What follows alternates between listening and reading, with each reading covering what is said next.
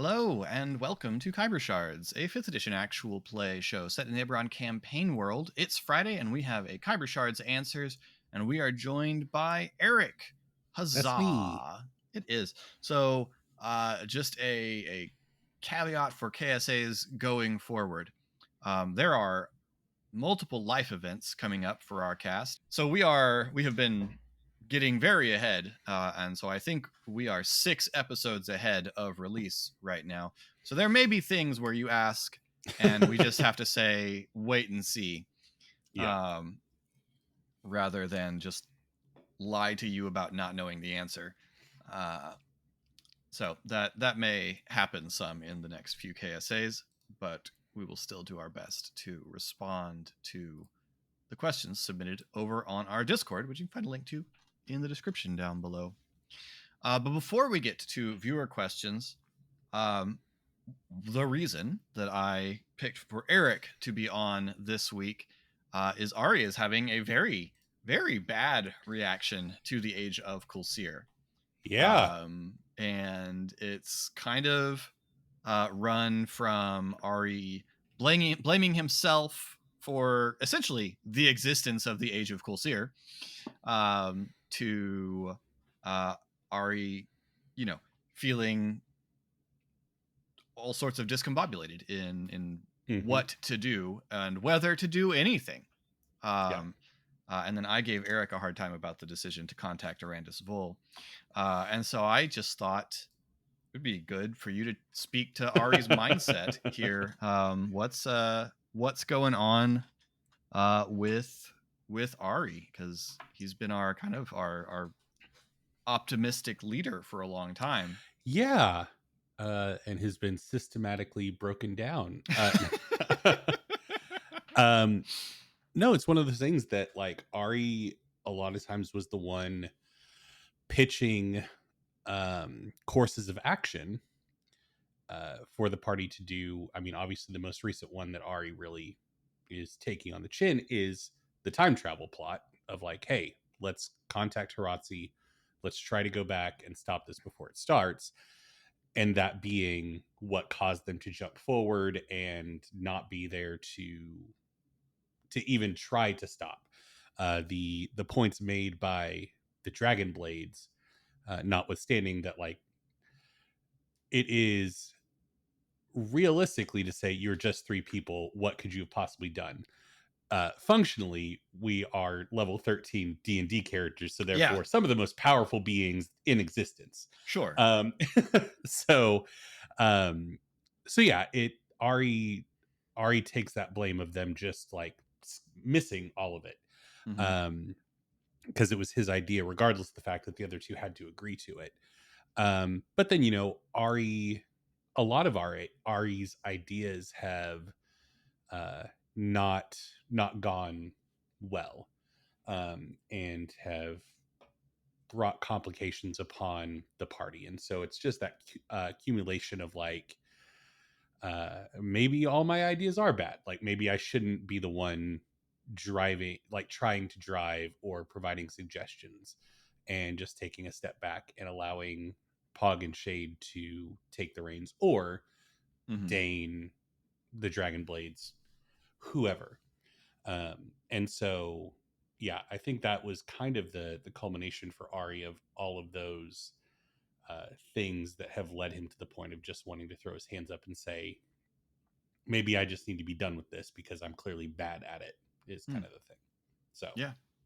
Well, and it's interesting because, and obviously being Ari, being in the space, all that makes perfect sense. Looking at it in a bigger picture, what immediately jumped into my head when Ari was kind of taking the blame and laying it on himself because he's the one who had the ideas. Ari was for a lot of the campaign. I mean, after the Feywild adventure, things shifted a little bit, but up until that point, Ari was really the one who had the ideas, and everyone just kind of went with what Ari said.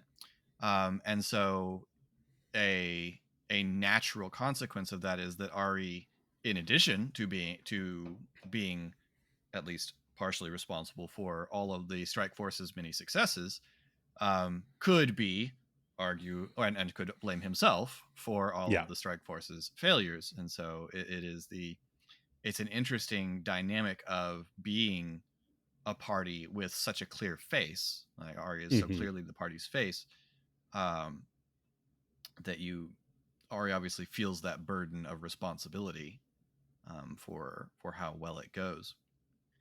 Um, Yeah. And yeah. I think if we had another tier of play available to us, if we were going to go to uh, level 20 or Hmm. something like that, like you could, there's a possibility of the real full on Scott Summers progression for Arya of Hmm. going, like the needle just keeps moving into that nihilistic, uh, like going from that optimist into the nihilism that you see Scott Summers kind of get into in the comics of, you know, really taking every contingency, asking people to do the things that he never would have thought he was capable of asking people to do. Like, I think there is a world that Ari goes down that path in a pretty severe way. But Yeah. yeah, Um, yeah. Well, it's you imagine, there's the argument of what would be different if y'all had been there.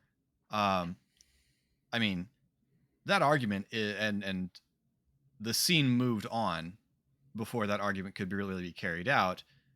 But you're absolutely right. Things would be different. Maybe you guys wouldn't have stopped Kulsir from winning, but things would be different. Some people yeah, who are dead might be alive. Some people who are alive might be dead.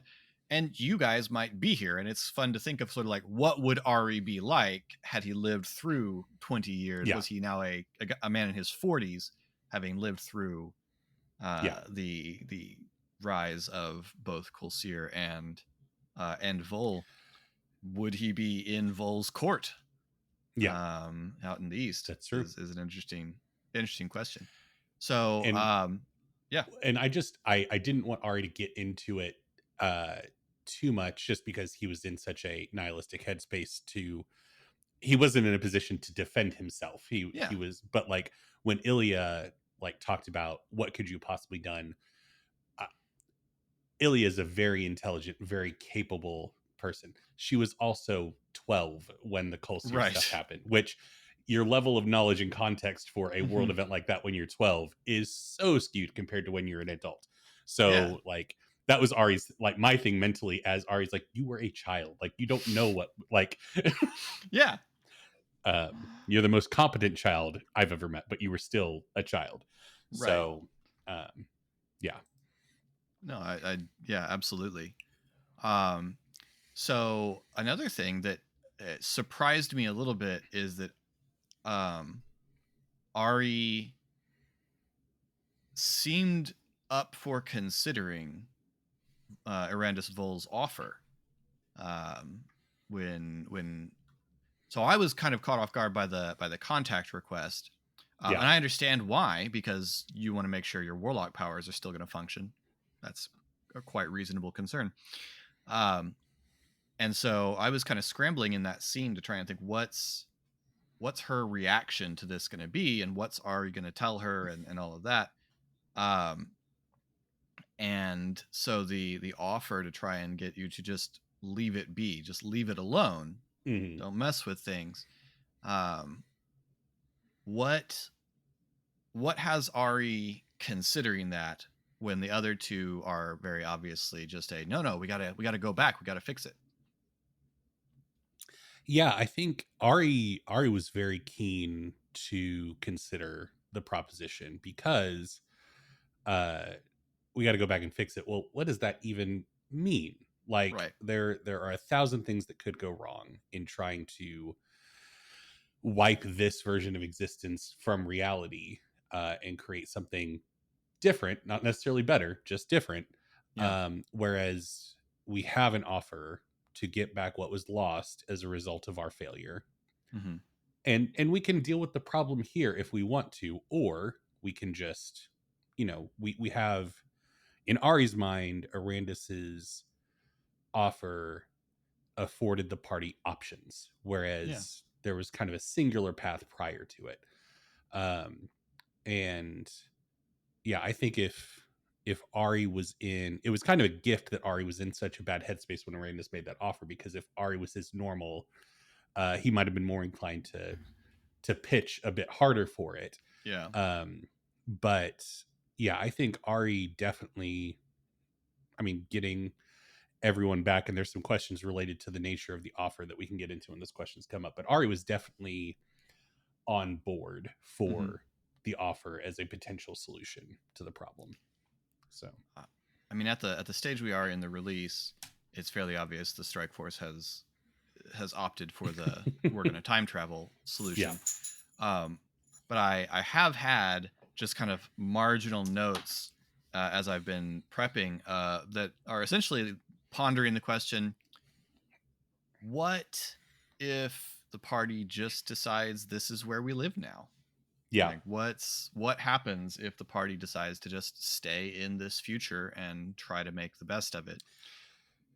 And that's, I don't have a lot of good answers for that question, but well, obviously and we're on Ari's a thing path. was the state of the world that we left, like with the Storm Lords and all that, like that world wasn't getting better. Like the needle wasn't moving in the direction they wanted it to, at least based on the last experience Ari had. And so it was just like, why do we want to go back? Like, at least here we're not actively hunted. We're not like there's a different thing going on, but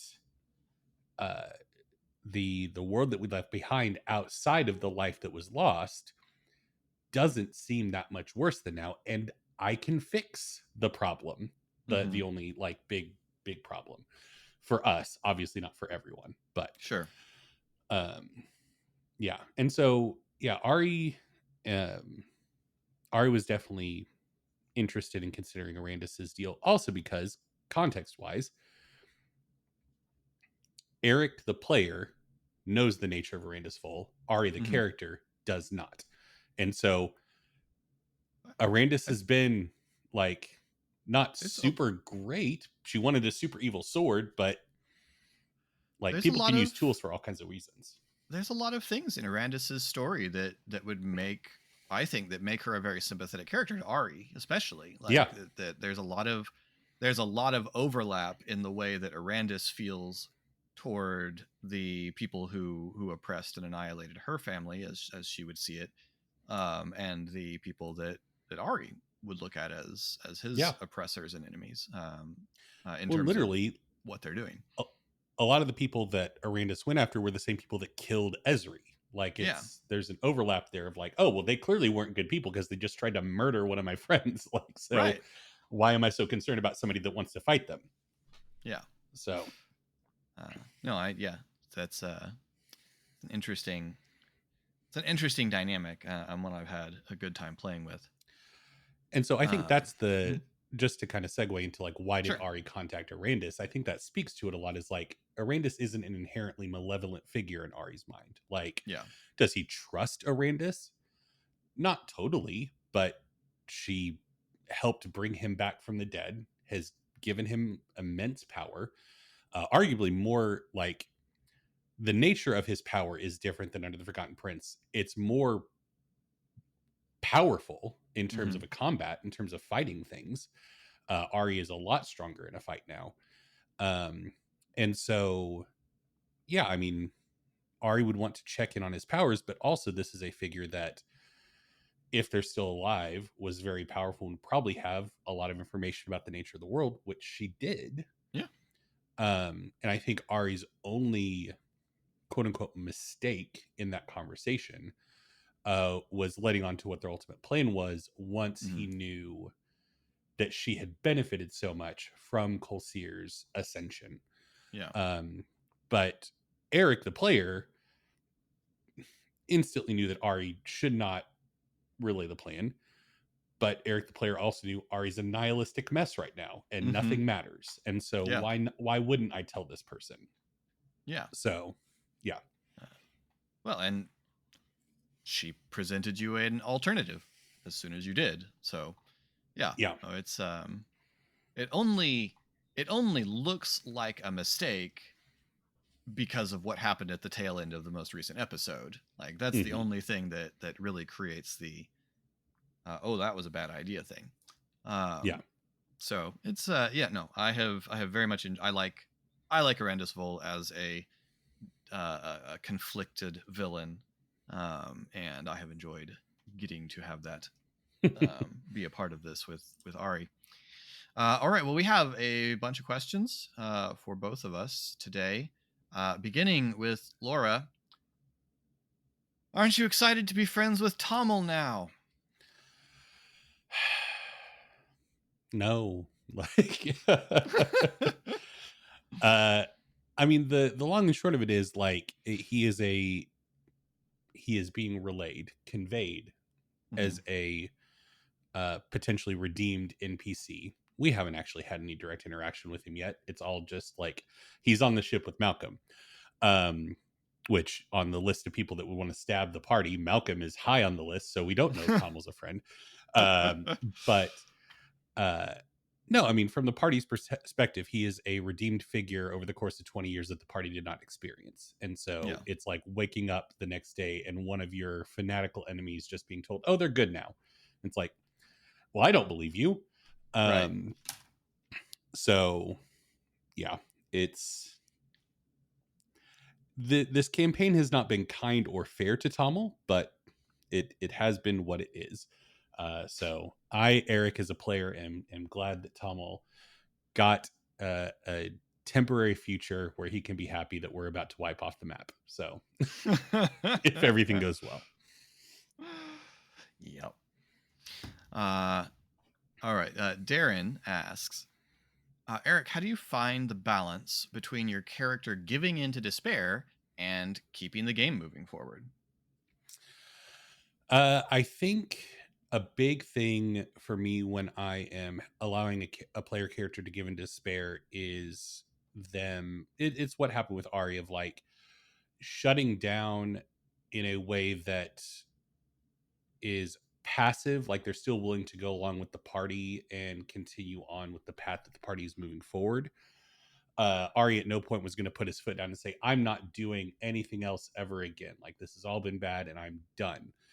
Um, Now he would give pushback, he would involve in conversations, but at no point was I as a player going to allow my character to stop the game from moving forward. The other big thing is the few times where Ari's had a true crisis of faith over the course of the campaign. I have always been ready and willing to let Ari go. Like if I'd hit a point where as a character I realized that Ari did not fit in the story or the party or whatever, because I thought it through that, like if the rebellion's hideout was in Stormreach, like if we weren't going to another continent, if they were like underground within the city, um like I depending on how conversations go and people respond to his breakdown, like I was ready to have Ari walk into the jungle and just like Mm-hmm. be like, uh, I can't keep doing this anymore. Now, this late in the campaign, that's a little bit more of a dubious thing to just like at the 11th hour have Mm-hmm. one of the main characters exit the story.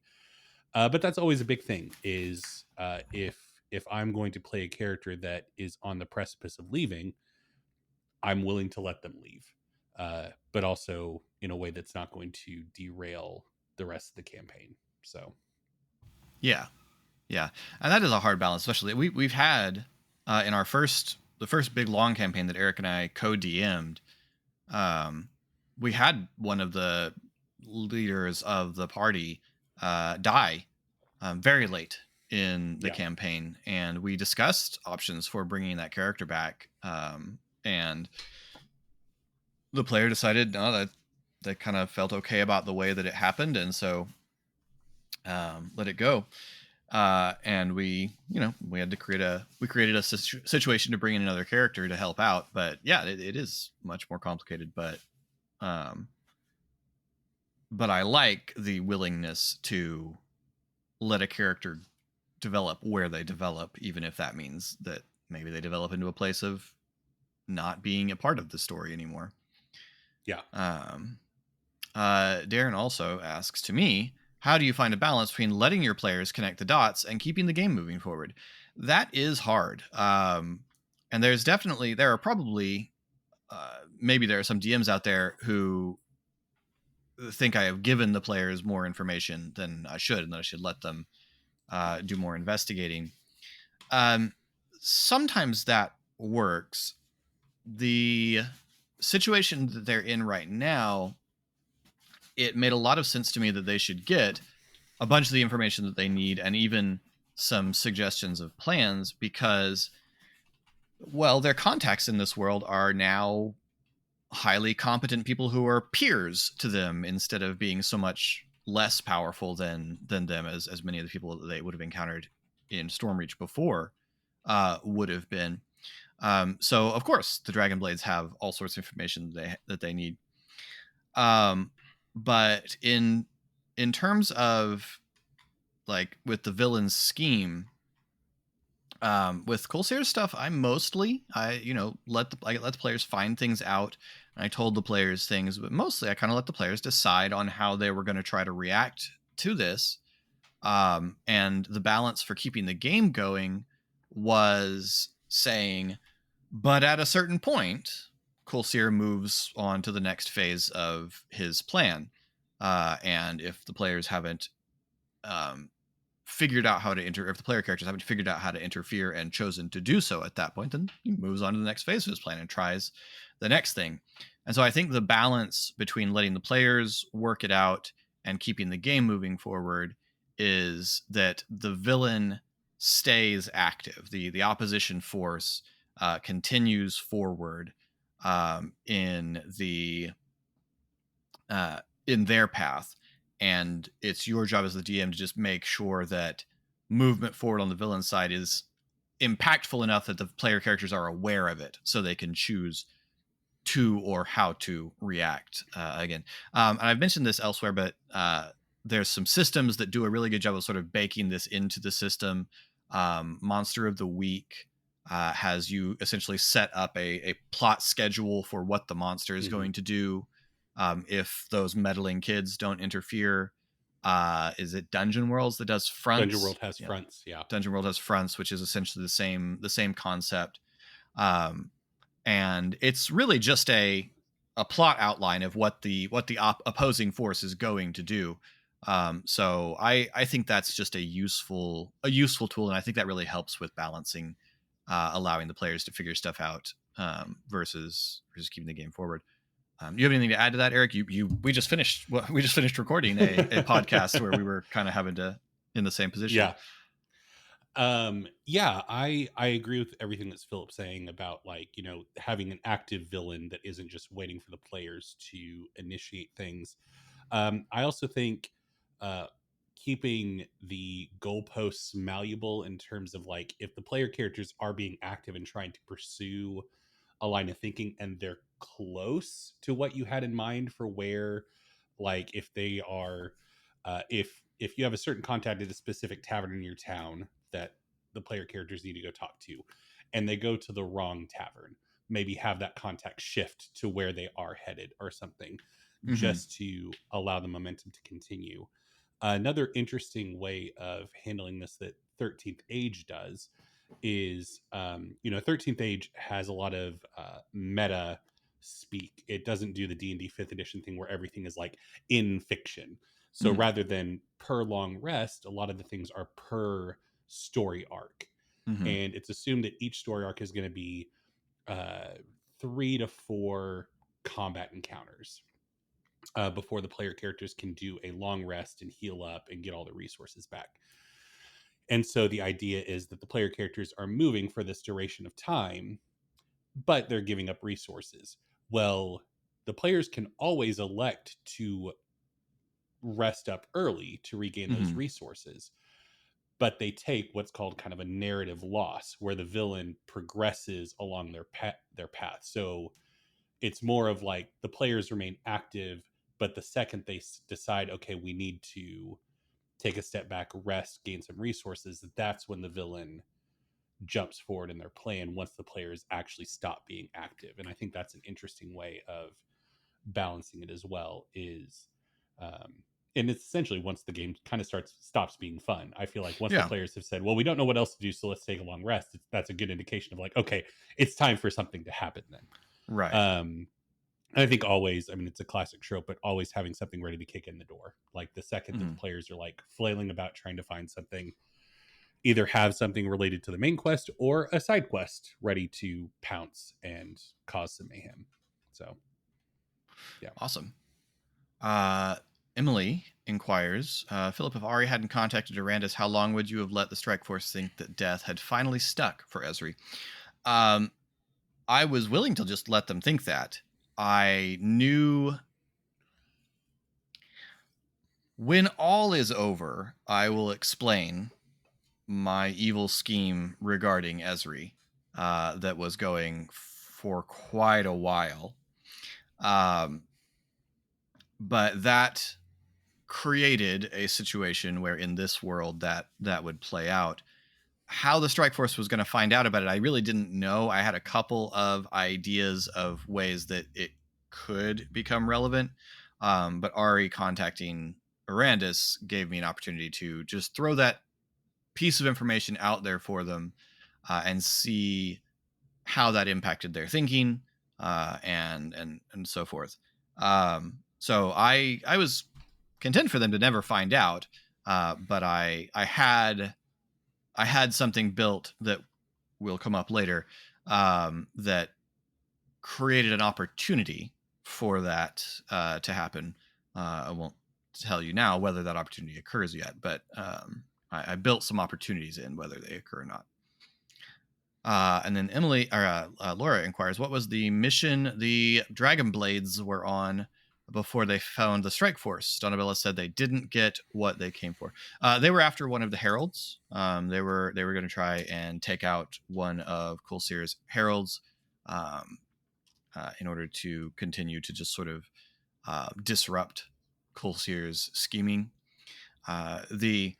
The horrible thing about a villain like Kulsir, who's obviously, if you have not worked it out somehow, obviously modeled on Apocalypse from X-Men. Yeah, thanks. Is that if they had gone and murdered one of the heralds, Kulsir's reaction to that would, of course, be, well, that herald obviously wasn't strong enough. It's deeply infuriating. But yeah, no, they were on an assassination mission.